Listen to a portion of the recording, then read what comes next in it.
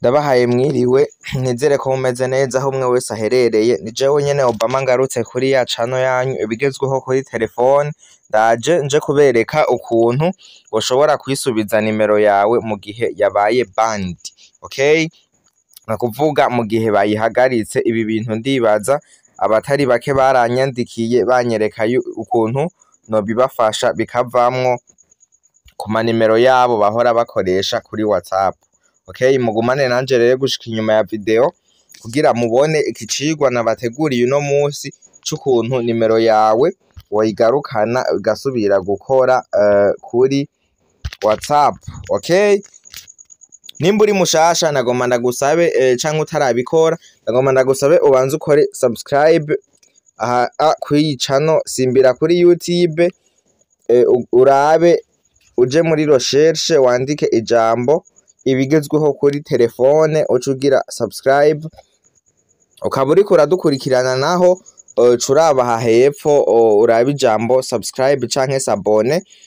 YouTube yawe kabiri mu gifaransa ufyonda kuri s'abone uca ufyonda no kwako gakengeri ako kazogera ucugira no kuri tute. YouTube yawe naho kabiri mu congereza curaba ugire subscribe uca ufyonda no ngaho ku gakengeri ucuraba ijambo all. Okay, kugira ibi vyigwa tubaha iyo dukoze uzu notification iciza muri telefone yiwawe kugira ntibize biragucika. Okay, mugumane nanje rero mubone ico cigwa c'ubwenge nabateguriye uno musi. Impamvu rero icambere imbere yuko ndabibereka reka manze ndababwire ndabasubiriremo impamvu nkeyi zituma nimero yawe bashobora kuyihagarika. Okay, impamvu ya mbere nimero yawe bashobora kuyihagarika no gushira abantu mu magroupe ya WhatsApp. Okay, iyo ugumo ushira abantu muri groupe za WhatsApp nimero yawe baca bayihagarika aho nyene nta n'ibintu vyinshi, nimero yawe icihagarara gukora kuri WhatsApp. Ikindi kintu naco ca kabiri gituma kenshi nimero bashobora kuyihagarika no gupartaja ibintu dufate nka video imwe canke nk'ikintu kimwe ukagisangiza abantu benshi, aho ico kintu kiratuma nimero yawe bashobora kuyihagarika kuri WhatsApp. Ivyo nivyo bintu bibiri nyamukuru.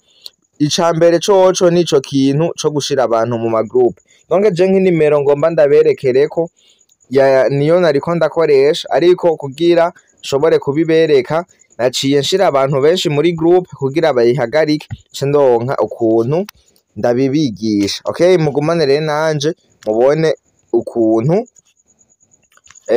ukuntu ushobora kubigira ushobora gukora kugira nimero yawe igaruke gukora kuri WhatsApp. Okay, je ndifashisha iyi WhatsApp yitwa MB WhatsApp. Iyi ku batayizi murayisanga kuri Chrome, ndayinjiremwo nkuko bisanzwe. Okay, reka dukorero tour.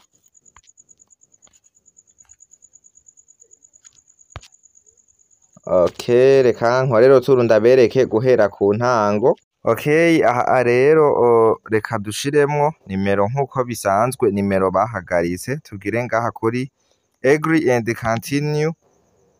Aha duce dushiramwo nimero bahagaritse duce tugira ngaha kuri next. Aha kuri next uku reka turindire murabe ivyo baca batwereka.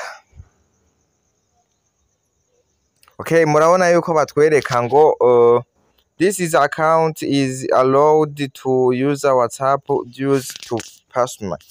Okay, murabona ngaha yuko nimero bayihagaritse, mubona yuko itari kirakora kuri WhatsApp nkuko namwe mubibona. Aha rero wowe ikintu cukora uca uzukemeza aha hantu kuri request to a review. Aha niho duca twemeza. Aha hantu rero murabona yuko bitandukanye na kwa kuntu twahora tubikora ubwa mbere murazi uko bahora baca baguha ngushiremwe ahantu ha screenshot, donc muca mubibona. Aha rero ikintu cukora hariho text ngaha ubandikira, iyo nayo ndaza kuyibashirira ngaha muri commentaire niho muza kuyitora. je nayibitsemwo ngaha indani muri WhatsApp, iri ngaha indani muri WhatsApp ngiyi, uca uyikopya wewe donc sorry, uza kuyisanga wewe muri commentaire. Okay, uza kuyisanga muri commentaire, uca uyikopya nkuko bisanzwe nyene, ufyonda ukagumizako hama ugaca ugira kuri kopie, hama ugaca uza rero muri WhatsApp ya bimwe bahejeje kutwereka. Aha hantu rero uca ufyonda ukagumizako, donc wowe wahejeje kubikopya aha muri commentaire kuri YouTube. Aha rero uca ugira kuri paste, donc murabibona. Hello WhatsApp team, I would like to know WhatsApp happened to my WhatsApp account. I can on longer access my WhatsApp account. Please open my WhatsApp. Nuku bimeze rero, text ubandikira niyi, ndaza kuyibashirira ngaha hepfo muri commentaire, hama ucugira ngaha kuri submit. Aha niho uca wemeza wejeje kuvyandikamo.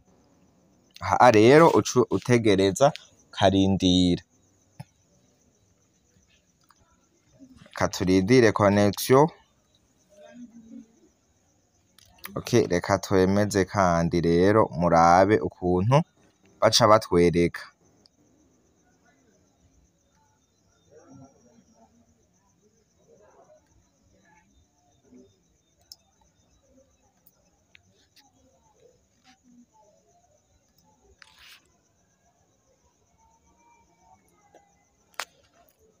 Okay, reka dutegereze connection vyuguruke, turabe uko baca batwereka turungitse. Message niyagenda.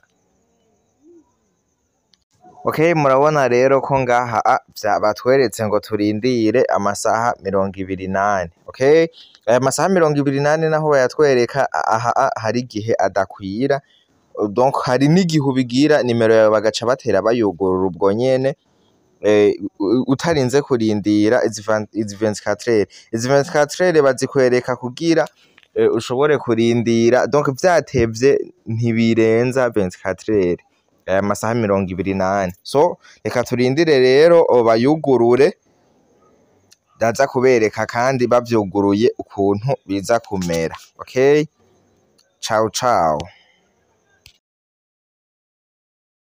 guys. Reka rero turabe ya nimero yacu ko bayuguruye.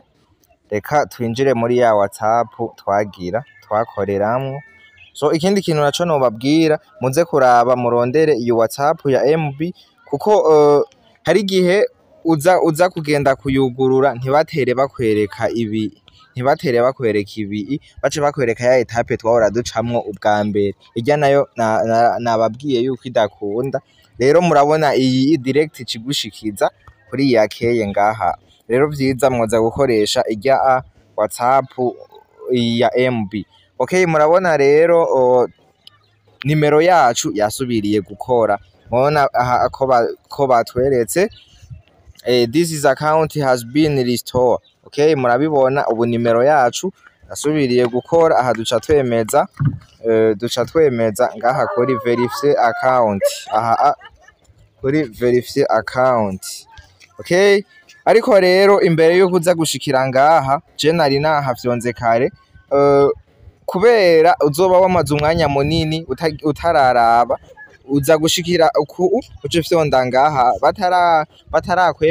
batarakwemerera mu gihe wamaze kubandikira ya text nabereka, usanga hameze uku hafyonze baca bakwereka ko kirindiriye za 24. Okay, aha rero umaze gufyonda ngaha, aha no kuvuga ugiye kuhafyonda ugiye kuraba yuko bakwishuye wahejeje kubandikira. Aha rero uhejeje gufyonda ngaho kuri verifier etat d'examen, aha uca usanga vyabaye uku. Aha nimero yawe iba yahejeje gusubira ku murongo. Aha rero reka tugurure connection, dufyonde ngaha kuri verifier account turabe ya nimero yacu.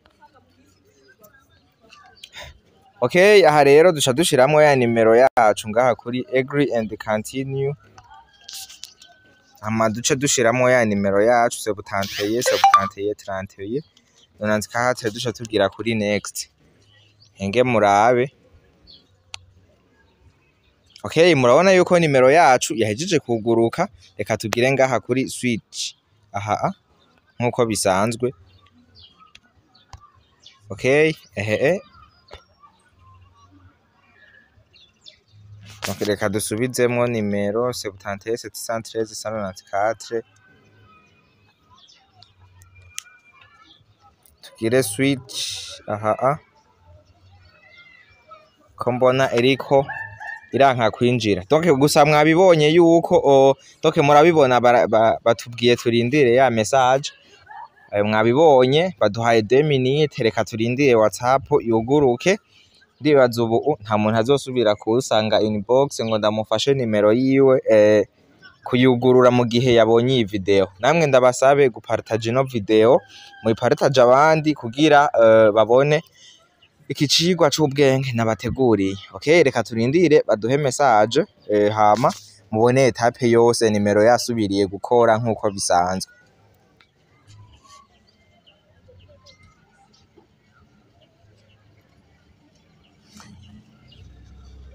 Mukurindira message reka ndabereke iyi WhatsApp aho ukuntu muza kuyironka. Murinjira muri Chrome nkuko bisanzwe. Chrome ngiyi ingaha. Murinjira muri Chrome ngaha. Chrome nta telefone nimwe ndafise Chrome, ahubwo ikibazo hari habaza ikibazo bamwe baza kugira abantu mudafise ama Gmail. Chrome ikora mu gihe ufise Gmail.